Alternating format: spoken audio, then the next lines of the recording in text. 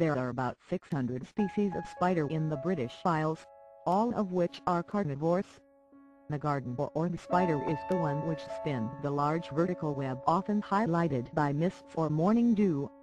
The female is bigger than the male, and with a larger abdomen in proportion to her body.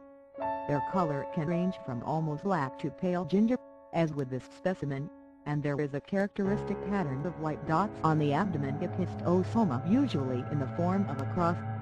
The typical arachnid for hairs of length are relatively short compared to other species, and they are covered with hairs or spines.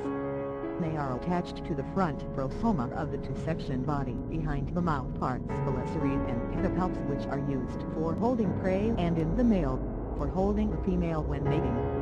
They have 6 different types of silk glands or spinnerets located at the rear of the abdomen. 4 of them produce different silks depending on purpose, and the other 2 produce a sticky liquid to aid entrapment of the prey. The individual threads of silk are about 0.02 mm and have a similar strength to an equivalent strand of steel. The spider waits in the center or at the edge of the web until the vibration of the ensnared prey is picked up by sensors in its front pair of legs. It dashes to the prey and quickly wraps it in silk. Unable to consume its food directly, the spider injects digestive juices into the immobilized creature via its mouth parts and sucks out the resulting liquid, leaving a crumpled mass of undigested pieces still wrapped in silk. At mating time, the male approaches the female carefully, as it can easily be mistaken for food. The male has a pair of palps which pick up and store the sperm after it is secreted onto a special sperm web.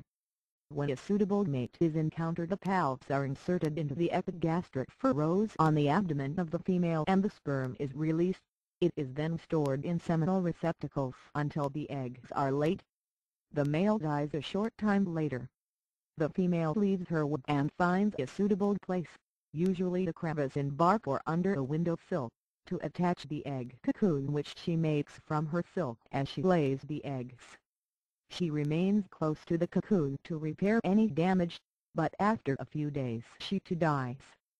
The eggs undergo several stages of development before the larvae emerge, and these change and grow through more stages before the small spiderlings appear. These quickly disperse as cannibalism is common in the confined space of the cocoon.